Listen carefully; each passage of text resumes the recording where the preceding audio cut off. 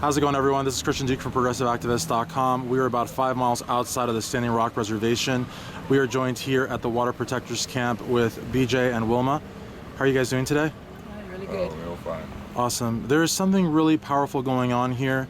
I've heard that many Native American nations are here. Many people from all over the states and countries all around the world are here together protecting the water. What do you see here? What does this mean to you? It's a great feeling to see all the people here finally waking up to what the governments are doing to the water. And this is water of life. That's what we have. We call it Mene Wichoni. You know, everybody needs this water of life. And I don't understand why it seems like it's not important for other people. You know, they're just letting it go. I'm going to say the white people. No, it's fine. But that's the United States government for you. Like I said, our way, we've been stepped on so many times, you know.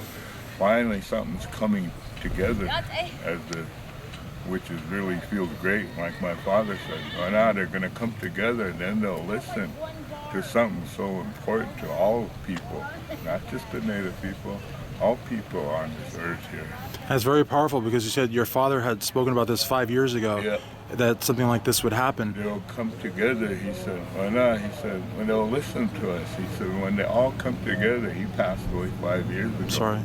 And he said, this is where people are going to come. He said, maybe then they'll listen to us, he said. And he said, but I won't be here. He knew that. And when I seen all these people coming in, I remember my dad saying that.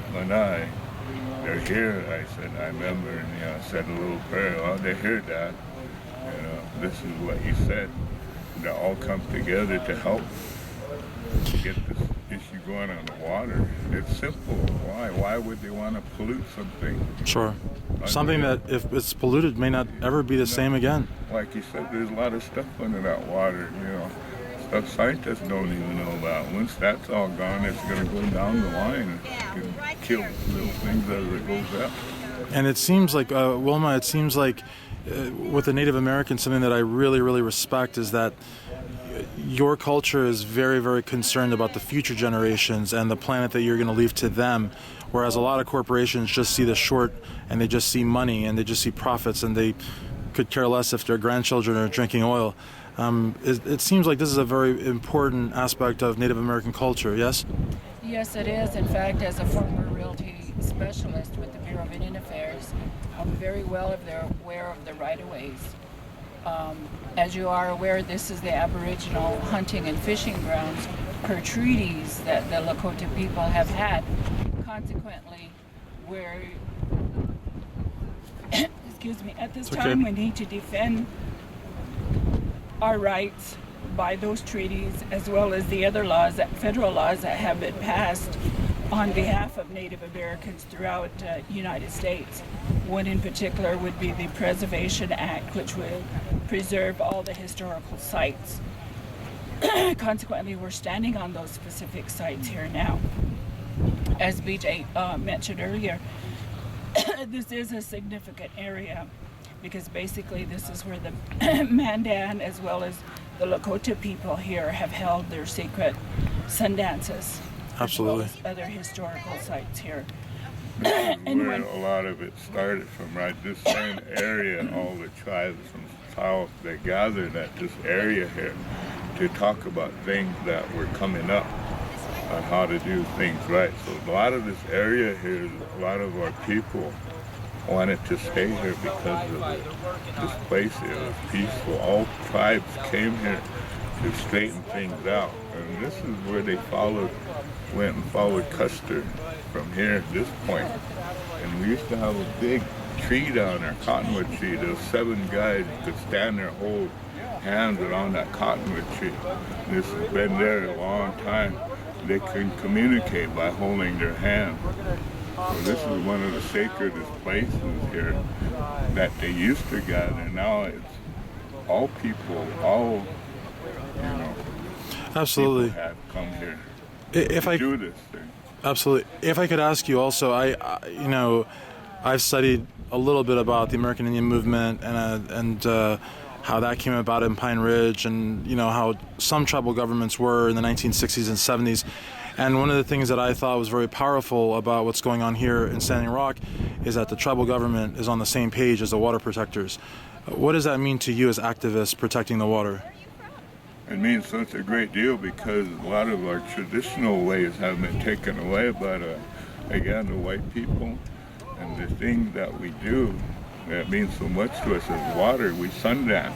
We're out there 4 days, no water, no food, so we respect these very much. As growing up, we respect that water. Absolutely. And my grandfather told me this when I was 5 or 6, I remember, because it really got to me. He said, Ben, my nickname BJ, he said, when you get my age, he said, he said, when you get my age, you're going to have to buy water. And that's what really stuck to me. Buy water, I couldn't even think of it. Yeah. So now, as this came around, we're buying water. He said, well, she's there, they're sneaky. He said, they're going to do stuff to Mother Earth. And this is the way they're going to push it in slow. Because what they're doing to the water. Absolutely. This is how that bottled water came in. Sure, Nestle and all that stuff. Yeah, it's crazy. Knew what was coming and what they were doing. Yeah, it's really, it's very strange. When I was a little kid, I don't remember buying water was unusual. They had the gallons maybe at the most, but yeah, like people just drank out of the tap or, now it's like, yeah, it's crazy. And you look at telling you no, and some governments are complicit. You look at Flint, Michigan; those people can never drink their water again. So this is what they knew a long time before this even come here. Yeah. You sit there and think about it. My grandfather told me that. Yeah. And it's here now. And my dad said, but this is to answer coming. your question in regards to the chairman of the Standing Rock Sioux tribe, we're getting our traditional ways back again with the government. Where he's standing with us on this particular issue because it affects each and every one of us, not only the Lakota people here, but tribes, all 500 plus tribes throughout the United States. We all have water on our lands, or used to have water on our lands, but it's being siphoned off by the non-Indian population, and it's for their betterment and not for the betterment of the Indian tribes. So in this particular instance, when you have the chairman of the Lakota Sioux tribe, the Hunkpapa people here, it's really an honor to have the chairman be involved with all governments and to have all tribes that are affected by this decision that was rendered by the court system here to take away this precious water. There's 8 districts here at Standing Rock.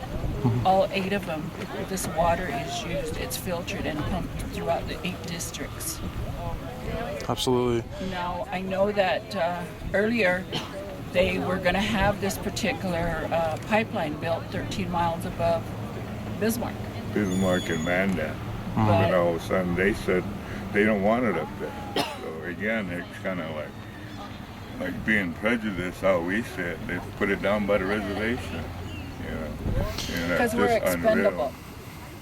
And the people upriver. And it's been like that treaty after treaty. Yet we still stand up and try to do the right thing, even though we get stepped on. And that actually takes me to my final question, and that we talked about before as well, is that there was somewhat of a celebratory mood around the country. This district court did not allow the injunction, but then these 3 federal agencies, including the Army Corps of Engineers and the Department of the Interior, put out a temporary injunction for the work to stop. Yeah. And everybody was patting themselves on the back, but temporary is exactly what it means. It could mean that maybe if the camp were to dissolve, the movement were to die down, the work would continue. But while everyone's hoping for a permanent injunction, this would be from the same government that to date hasn't kept a single treaty with the Native American people. So what would you say would be the goal here? Would it be something in terms of a document, or would it be something in terms of a continuing fight, a continuing vigilance of the water? It is going to continue. I see it in that matter because, like the Lakota people here say, is that water is life.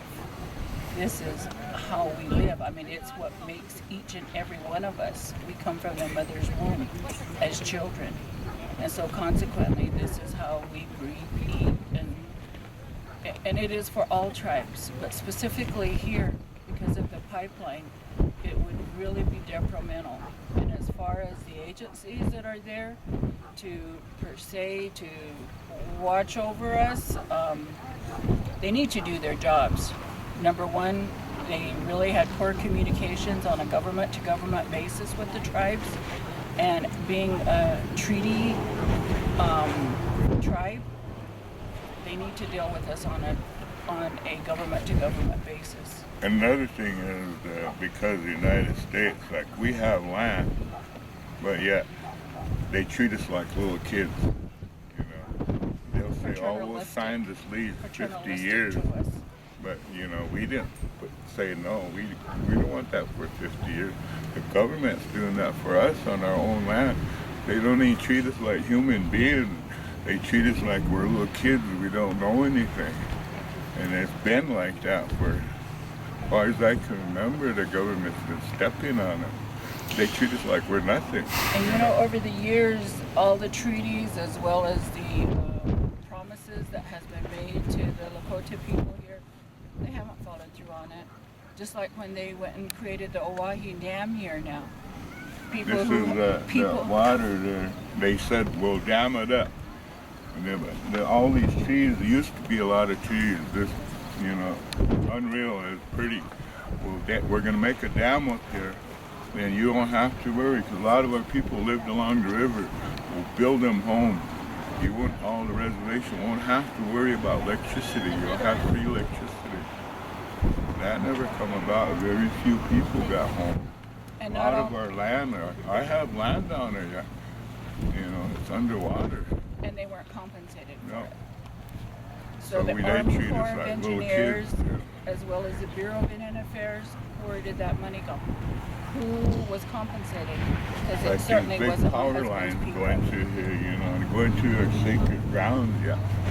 They're not supposed to be digging up things, but they're doing it anyway. This is why we have sacred places. A lot of them, my father and my uncle, a lot of them said don't show them to them because they're going to destroy that. This is why they kept it.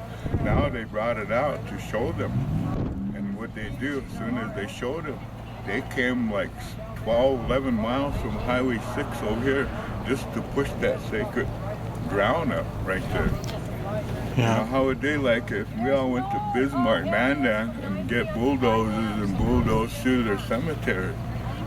You know, or put a pipeline under the governor's house. How would he like it? It's absolutely outrageous because, you know, unfortunately, you know, many of us are aware of the injustices against the Native Americans through textbooks, and we think that it happened 200 years ago, 100 years ago, 30 years ago, and it seems to be happening right now. Yep. And people need to know about this, especially on social media, because here we are at Media Hill, and there's no CNN, there's no MSNBC, there's no ABC, there's no mainstream media. And because I think what you're saying speaks so much truth that the corporate powers that be, the governments, they don't want the mainstream people, the people to know this. Oh yeah, so, they really keep it down. Like they have the money to shut the media down. Another thing is they don't show the truth and what's really happening. They'll show the negative stuff on the Native people. But how it started, they're the ones that did it. Like those dogs, that incident. Mm-hmm. They didn't show the truth on that. No. Dogs being sick on a lady, getting torn up and bitten. But they showed a positive side on them, you know. Yeah. We didn't do it. And they don't show the checkpoint about 5 miles, 10 miles down the road, the National Guard and the concrete blocks, and it looks like you're in the Middle East almost, yeah. Right, and then the other last thing I wanted to mention about the Bureau of Indian Affairs is that they're here to protect the trust responsibility of all Native Americans. And by that I mean that through the right-of-ways, our Indian people have not received just compensation, again, for these power lines that you see, the big gray power lines that are going across I see them. the reservations. In the 2010 Code of Federal 25 Code of Federal Regulations, it has very small print in there what the requirements are for these corporations to go through. And the Bureau of Indian Affairs has been approving them for a 50-year period without just compensation to the original landowners. Consequently, today what you have are leases that have expired on this reservation that are null and void, but the Bureau still refuses to issue trespass notices against those individuals and provide just compensation to the landowners, whether it be the tribe or the individual landowners. Let me ask you a question, because I'm not familiar with this, and I would love to be educated by you if you'll entertain it. The Bureau of Indian Affairs, are these Indian officials, or are these officials from Washington, or who exactly is in the Bureau of Indian Affairs? What they have throughout Indian country is they have agencies, and here at Standing Rock, it is the Standing Rock Agency. Okay. We have a real estate department that oversees all and looks and protects all property within the boundaries of the reservation. Okay. And they're supposed to be on top of all of these matters. They're supposed to be informing the tribe as to when these leases have expired. Okay. That has not happened. So consequently, this is a fine example of them failing to do their job, failing to notify the tribe of what has taken place. Like all these big power lines, there's millions of dollars going through there. You know, those other places, they get paid for it, but we don't. Yeah. So there's a lot going on here, and I think that the mainstream public needs to know. I mean, of course, protecting the water is the main one, but there's a lot more injustice going on the reservation. This power line, where they originally said it was going to go through, along the gas line, well, there's an easement, and that easement says it's probably like 20 feet on either side of that original gas line. Well, consequently, they have overstepped their boundaries and they've gone outside that jurisdiction. So who is monitoring all of this? And like I said, this is off the reservation, yes, but this is their original treaty ground. Treaty grounds. Absolutely. And this is where we're supposed to be hunting, Montana, Wyoming. All the way up to Canadian border, down to Kansas, and up to the West But now Yellowstone. we can't. They put us on a little reservation. You know, where's our treaty rights? Again, you know, we have to provide, but we can't do that. But yet we listen again. We can't fight the government. They never listen to us. And that's just like our doctors up here. When they're fresh out, they're going to school, they got a government loan, right? So when they get out of school, where do they send them? Most of them, they send them to a reservation to practice on that. And I heard this from Bismarck when I got sick. He said, this is what's happening to your people. They're out of school to pay the government back, so they send them to your reservation, which they really don't know much yet, but they're practicing on you. I hate to say that. He said, this is what's happening. And the teachers too. They don't teach them, you know, what they should, you know, just because they want to pay the government back. So we're the guinea pigs again. And a lot of those issues like that are hurting our people. This is why you see a lot of them on the reservation. There's so much prejudice. It's unreal. So to sum it up, what I'm going to say about those three organizations, the Corps, the Interior, as well as the Justice Department, have really broken their obligation to Native Americans throughout the United States. The Bureau of Indian Affairs especially. Every tribe is suffering, not just ours. Some worse. Maybe perhaps with this injunction, they're going to go in there and change the 25 CFR to make sure that there is updated right-of-way policies to curb corporations such as all these corporations that have crossed the reservation line illegally. I really hope, you know, I'm an optimist and idealist, and I really hope that, you know, protecting the water opens the eyes of, you know, the American public to how sacred water is, but also to the other injustices that you've listed here, and realize that life on the reservation, unfortunately, it's no cakewalk. And there's a lot of work that needs to be done to, begin the process of doing right by the Native Americans. So we had a guy from worked up in Alaska. He comes on that pipeline. He was talking. He said, with all the technology they have, he said they can put it on, but it's going to break. Anything that's man-made is going to break. Oh, sure. If you put this under the river, he said, what if it cracks? It's still going to be pumping. That little crack going to be pushing that oil out, like a sponge. He said, all of a sudden it's going to come up. Then what you got? But it's going to break, no matter what. Yeah. Well, thank you so much for taking the time. I really appreciate it. I appreciate it. Thank you.